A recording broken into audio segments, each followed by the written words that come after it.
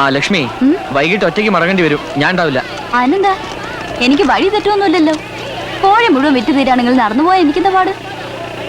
അപ്പൊ എന്റെ കൂടെ വരാനുള്ള ഇഷ്ടം കൊണ്ടല്ല, ഈ കോഴിക്കോട് ചന്തയിലെത്തിക്കാൻ എളുപ്പാ നീ നോക്കുന്നത് അല്ലേ? പിന്നല്ലാതെ. പിന്നാരം പറയാണ്ട് വേമ്പ് പാൽ കൊണ്ട് കൊടുക്കാൻ നോക്കാം.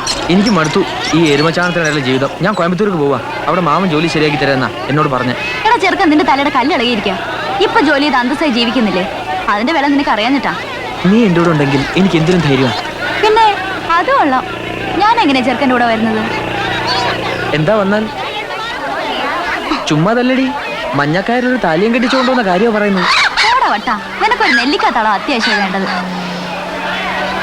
മുത്ത് കാതലിന് അപ്പിടിതാണ്ടാ, പെമ്പിള മനസ്സെ നമ്പ കൂടാതെ.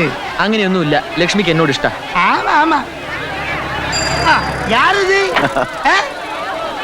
അപ്പൊ തിരുമ്പി പോകലിയാ? എന്നത് കോഴി ബിസിനസ്സാ? അങ്ങനെ ചില ചുറ്റുക്കളേക്കായിട്ട് ഇവിടെ കൂടാന്ന് വെച്ചു. നല്ലത്. ഉങ്ക പുതു ബിസിനസ്ക്ക് എൻ നൽവാഴ്ത്തുക്കൾ.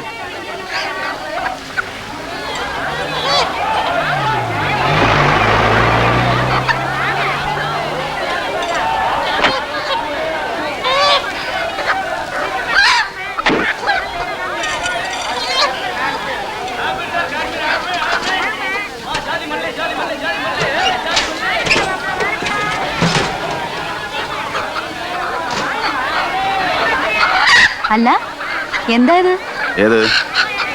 ഇവിടെ ഉള്ളതൊന്നും പോരാഞ്ഞിട്ടാ പുതിയൊരു ഇറക്കുമതി?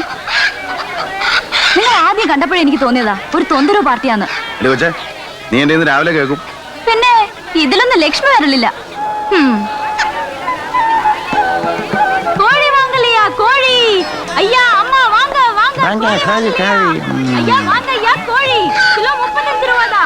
വാങ്ങ അയ്യാ കോഴി, വാങ്ങ വാങ്ങ കോഴി. അയ്യാ കോഴി വാങ്ങലിയാ? സാർ കോഴി വാങ്ങലിയാ? என்ன விலை கிலோ? 35 ரூபாய் தான். 35 ரூபா? 350 ரூபா கொடுக்கலாமே. கொஞ்சம் கிட்ட வரீங்க? கோழி வாங்குறீங்க? ஒரு கோழி போடுமா.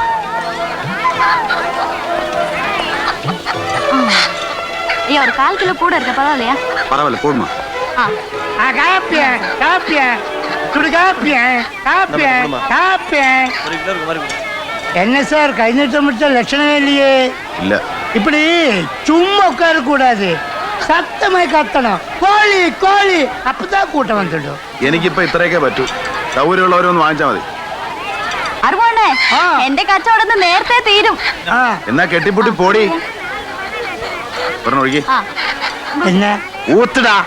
അതുവാ കോഴി. എന്താ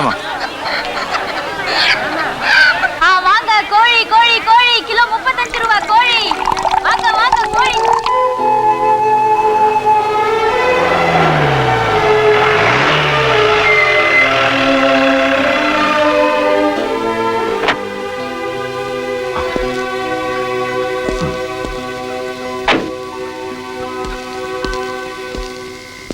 ആരും ഉറങ്ങിയില്ലേ? തന്നെയും കാത്തിരിക്കുകയായിരുന്നു. എന്റെ ദൈവമേ, ഇത് കേട്ടോ, എന്നെയും കാത്ത് ഉറങ്ങാതിരിക്കാൻ ഈ ഭൂമിയിൽ ആളുണ്ടായിരിക്കുന്നു. കുടിച്ചിട്ടുണ്ടോ? ഇല്ല, കുളിച്ചിട്ടുണ്ട്.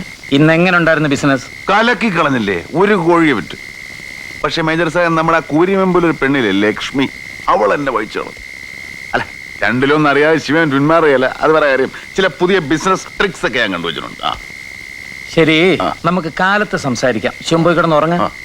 ശുഭരാത്രി, ഗുഡ് നൈറ്റ്.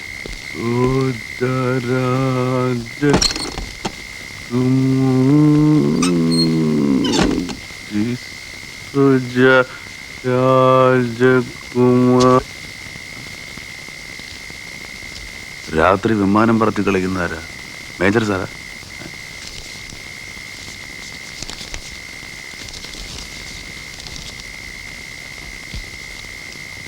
സ്വന്തം പരാജയം മറച്ചു വയ്ക്കാൻ അടിച്ചുപൂസായി വന്ന ഡയലോഗ് കാച്ചുന്നത് വലിയ ഗ്രേറ്റ്നെസ് ഒന്നുമല്ല. That is real അലവലായത്തരം.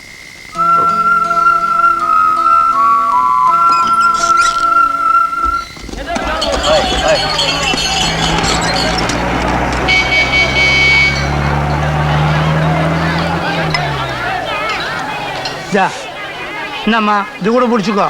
പറഞ്ഞതെല്ലാം ഓർമ്മയുണ്ടല്ലോ. ഒരു ഗ്ലാസും കൂടെ വേണേ പോകും. പോതും. എല്ലാം ചൊന്ന മാതിരി ചെയ്യ ഒരു ഗ്ലാസ് കൂടി തന്നെ. കാശും തരണം. ഓ തരാം. ആ, ആ. കള്ള ചളവാക്കോ? എന്ത് തന്നെയാലും വരെ മോന്റെ മോളല്ലേ. ஏய் ஒரு ஸ்மால் கிடைச்சா இந்த கிழவி சொந்தம் பந்தம் ஒன்றும் பார்க்காது. நீங்க பாருங்க. നിർത്ത. എന്താ മുത്തിയമ്മേ, ഇന്ന് കാലത്തന്നെ പൂശിയിട്ടുണ്ടല്ലോ. ഞാൻ പൂശുവോ വരട്ടോ ഒക്കെ ചെയ്യും. നീ ഇത് കണ്ടോടി? ദീനം വന്ന് ചത്ത കോഴിയാണോടി വീട്ടിൽ കാശുണ്ടാക്കുന്നത്? ഞാൻ പറ്റതോ? നിനക്ക് വല്ല അസുഖമുണ്ടോ? അസുഖം നിന്റെ തന്തയ്ക്കാ. ഇത് പാത്തിയാ, ദീനം വന്ന് ചത്ത കോഴി ആരും വാങ്ങിക്കൊണ്ടു പോകരുത്, രോഗം പിടിക്കും. മുത്തിയമ്മേ, ദേ വെറുതെ അനാവശ്യം പറഞ്ഞുണ്ടാക്കല്ലേ കേട്ടോ. இந்தாமா கோழி இப்படி பணத்தை பணத்தை கொடுமா. இல்லங்க, இந்த போய் சொல்லுது. അല്ലല്ല, ഞാൻ പറഞ്ഞത് നേരാ. നിങ്ങൾ ആരും വാങ്ങിക്കൊണ്ട് പോകല്ലേ, രോഗം പിടിക്കും. അയ്യോ മുത്തിയമ്മേ, എന്താ ഇത്? இந்தாமா பணத்தை எடுத்து கொடுமா. கோழி எடுத்து கொடு. இல்லங்க. விடு பணத்தை எடுத்து கொடு. കോഴി വാങ്ങ വാങ്ങ, നല്ല കോഴി, നല്ല ഇറച്ചി കോഴി. கோழி என்ன விலை? വിലയെല്ലാം കമ്മിதான், കിലോ 30 രൂപ. 30 ரூபாயா? ஆ. அந்த அம்மா 35 ரூபா சொல்லுது. அதெல்லாம் ஏமாத்தி பத்திக்கிறாங்க. நான் அப்படிப்பட்ட ஆள் அல்ல. எனக்கு 2 கோழி வாங்க, கொடுக்குறேன். இருங்க இருங்க இருங்க இருங்கய்யா. கொடுங்க. ஆ, 1 கிலோ போதுங்க. என்ன கொஞ்சம் அனுப்பிச்சிருப்பா. சீக்கிரம் சார். நல்ல கோழியை பார்த்து போடுப்பா. பாருங்கம்மா, இதெல்லாம் இந்த ஊர் கோழியே இல்ல, வெளியூர்ல இருந்து கொண்டு வந்திருக்காங்க. ஆ. நமக்கு போடுங்க சார். വൈകുന്നേരം ഈ പ്രദേശത്തൊന്നും കണ്ടതില്ല. ഞാൻ എന്റെ പിള്ളേരുടെ കൂടെ തെണ്ടാൻ പോയി. ഇന്ന് കച്ചവടം തകർത്ത് കളഞ്ഞല്ലോ. ഒരു വാശി ഉണ്ടായിരുന്നു. ആരെങ്കിലും ക്രിട്ടിസൈസ് ചെയ്യാനുണ്ടാവുമ്പോഴാണല്ലോ ഓരോരോ ഇത് കയറുന്നേ. അപ്പോ രണ്ടിലും നിറഞ്ഞിട്ടേ മാറൂന്ന് കരുതിയല്ലേ? എന്തായി, അമ്മയ്ക്ക് എഴുതിയോ അതോ? എഴുതി. ശിവൻ പറഞ്ഞുകൊണ്ട് മാത്രം. അച്ഛനും അമ്മയായിട്ടൊക്കെ വഴക്കിടാം, പിണങ്ങാം, പക്ഷേ മനസ്സുകൊണ്ട് ഉപേക്ഷിക്കരുത്. ആ നഷ്ടം എന്താണെന്ന് അറിഞ്ഞവനാ ഞാൻ. Hope for the best. എല്ലാ ദിവസവും കലങ്ങി തെളിയും. അതെ, ഇപ്പൊ എനിക്കെന്തോ വിശ്വാസം തോന്നുന്നു. കച്ചവടം പൊടി പൊടിക്കുന്നുണ്ടല്ലോ. പിന്നെ വിതയ്ക്കുന്നത് കൊയ്യൊന്നല്ലേ രായപ്പാ? ഞാൻ ഇന്ന് ആശാനെ വീട്ടിലേക്ക് വിളിക്കാൻ വന്നതാ. അത്താഴം ഇന്ന് അവിടെ. ആ, പിന്നെ ഞാൻ നല്ല സ്വയംഭം സാധനം സംഘടിപ്പിച്ച് വെച്ചിട്ടുണ്ട്. എന്താ പോയിക്കളെ. എടി മോളെ ലക്ഷ്മി, ഒരു 2 രൂപ താടി. ഒന്ന് പോ മുത്തിയമ്മേ, നീ ഗുണം പിടിക്കത്തില്ലടി നാശമേ.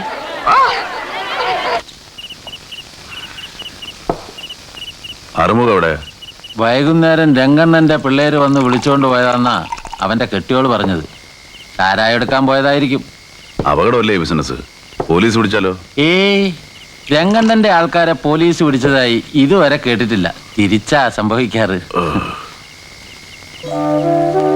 ഛെ, ഇതെങ്ങനെയാ ഒന്ന് തൊട്ടുകൂട്ടാനില്ലാതെ? ഞാൻ പോയി നല്ല ചൂടുള്ള മുറുക്ക് മേടിച്ചിട്ട് വരാം. വേണ്ട, ഞാൻ ഇറങ്ങേ. ഞാനിതാ വന്നു. ഒരു 10 അടി നടക്കേണ്ട കാര്യമല്ലേ ഉള്ളൂ. പക്ഷേ എന്താ വേണ്ടതെന്ന് വെച്ചാൽ ശ്രദ്ധിക്കണം. ഞാനിത് എത്തിപ്പോയി.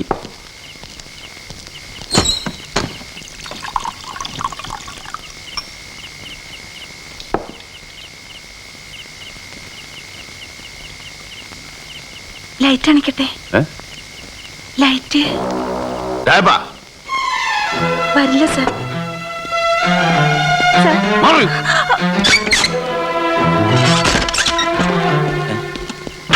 പെങ്ങളെ കൂട്ടിക്കൊടുക്കണോ? അരുത്. രാത്രി നേരത്ത് ഈ വീട് തേടി വരുന്നവർക്കെല്ലാം ഒരൊറ്റ ഉദ്ദേശമേ ഉണ്ടായിരുന്നുള്ളൂ. നിങ്ങളും ആ കൂട്ടത്തിൽപ്പെട്ടതാണെന്ന് കരുതിപ്പോയി. ക്ഷമിക്കണം. എന്തിനിങ്ങനെ മാനം പറ്റി ജീവിക്കുന്നു? അതിനുള്ള മറുപടി ജീവിക്കാൻ വേണ്ടിയാണെന്ന് പറയരുത്. സകല ദേവടിശകൾക്കുള്ള ആ ന്യായം ഇവളുടെ ചേട്ടനാണെന്ന് പറഞ്ഞാൽ നീ പറഞ്ഞാൽ? ഇല്ല സർ, ന്യായീകരിക്കാൻ എൻ്റെ കയ്യിൽ ഒന്നുമില്ല. പിന്നെ കുറ്റപ്പെടുത്താൻ ദൈവത്തെ അല്ലാതെ ആരെയും ഞാൻ കാണുന്നുമില്ല. പോവാണോ? അതിനു മുൻപ് എനിക്ക് പറയാനുള്ളൂ ഒന്ന് കേട്ടിട്ട്. വേണ്ട, അദ്ദേഹം പൊയ്ക്കോട്ടെ. ഇല്ല മോനെ, പറഞ്ഞാലേ എൻ്റെ നെഞ്ചിലെ ഭാരം ഇറങ്ങും. ഈ ഒരു പെങ്ങളെ സ്വന്തം എന്ന് പറയാൻ എനിക്കുള്ളൂ സാർ. അവക്ക് ഞാനും. ഇവളെ ഒരുത്തൻ്റെ കൂടെ പറഞ്ഞയക്കാൻ ഉള്ളതെല്ലാം അരിച്ചുകൂട്ടി ഞാൻ ഒരുങ്ങിയിരുന്നു. കണ്ണൻ, സ്വന്തവും ബന്ധവും എന്ന് പറയാൻ ആരുമില്ലാത്തവൻ. തഞ്ചാവൂരിൽ നിന്ന് ഇവിടെ എത്തിയിട്ട് രംഗണ്ണൻ്റെ ഡ്രൈവറായി ജോലി നോക്കിയായിരുന്നു. ഉഷയ്ക്ക് അവനെ ഇഷ്ടമായി. അവൻ അവളെ നോക്കാൻ പ്രാപ്തിയുണ്ടോയെന്ന് ഞാൻ നോക്കിയുള്ളൂ. ഭാഷയും ജാതിയും ഒന്നും ഞാൻ കാര്യമാക്കിയില്ല.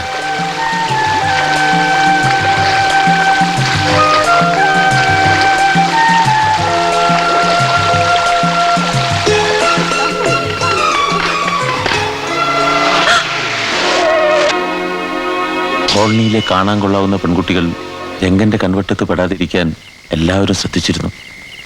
രംഗൻ ഒരു പെൺകുട്ടിയെ ഇഷ്ടമായി എന്ന് വെച്ചാൽ അതിൻ്റെ അർത്ഥം ആ കുട്ടി നശിച്ചു എന്നാ. ഇവളെയും അവൻ നോട്ടോടുന്നുണ്ടെന്ന് എനിക്കറിയാമായിരുന്നു. പക്ഷെ കണ്ണന് ഞാൻ ഇവളെ കെട്ടിച്ചു കൊടുക്കാന്ന് പറഞ്ഞപ്പോൾ അയാൾ എതിരൊന്നും പറഞ്ഞില്ല. കല്യാണത്തിന് പൊന്നു വാങ്ങാനുള്ള പണം തന്ന് സഹായിച്ചു. വേണ്ടെന്ന് പറഞ്ഞിട്ടും നിർബന്ധിച്ച് കയ്യിൽ ഏൽപ്പിക്കുകയായിരുന്നു. അങ്ങനെ ഇവളും ഞാനും സ്വപ്നം കണ്ടതിലും ഭംഗിയായി കല്യാണം നടന്നു. കണ്ണൻ ഇവളെ അവൻ്റെ വീട്ടിലേക്ക് കൊണ്ടുപോയി. അണ്ണാ വാതിൽ തുറ. എന്നാ ചന്തു? ആ? എന്നടാ? ഏയ്, ഏയ്, അവിടെ. ഏയ്, എന്നടാ? ഏയ്, എന്നടാ?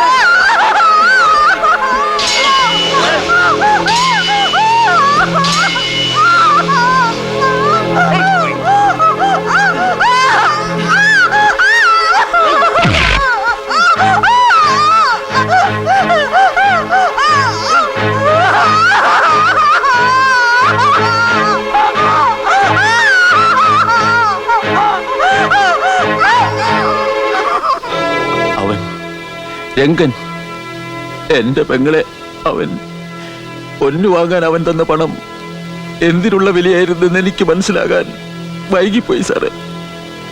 എന്നിട്ട് രംഗനെ പിറ്റേന്ന് വെളുപ്പിന് ഈ ഉമ്മറത്ത് വന്ന് തല തല്ലി കഴിയുന്ന ഇവളെ കണ്ട് സഹിക്കാതായപ്പം ഞാൻ ചെന്നു അവനെ കാണാൻ. അവന്റെ ആളുകൾ തല്ലി ചതച്ചൊരു വിഴുപ്പ് പാണ്ഡം പോലെ എന്നെ ഇവിടെ കൊണ്ട് എറിഞ്ഞിട്ട് പോയി. ഈ പടി കയറി വന്നൊന്ന് നോക്കാൻ, ഞാൻ ചത്തോ ഇല്ലയോ എന്നൊന്ന് അന്വേഷിക്കാൻ ഒരു പട്ടിയും ഉണ്ടായിരുന്നില്ല. ഒടുവിൽ എനിക്കിത്തിരി കഞ്ഞിവെള്ളം തിളപ്പിച്ച് തരാൻ, മരുന്ന് വാങ്ങാൻ ഇവക്ക് വീണ്ടും ഉടുതുണി ഉരിയേണ്ടി വന്നു സാറേ. എന്റെ ജീവൻ പിടിച്ചു നിർത്താൻ ഇപ്പോ ജീവനുണ്ടെന്നേ ഉള്ളൂ. ഈ ശരീരം കൊണ്ട് പ്രയോജനമൊന്നുമില്ല. എന്നിട്ട് കണ്ണൻ അയാളെവിടെ? അന്നത്തെ രാത്രിക്ക് ശേഷം ആരും കണ്ടിട്ടില്ല. കുറച്ചുനാള് ദൂരെ ഒരു വട്ടാശുപത്രി കിടന്നിരുന്നെന്ന് കേട്ട് ഞാൻ തിരക്കിയിരുന്നു. അവിടുന്നും പോയെന്നാ അറിഞ്ഞത്.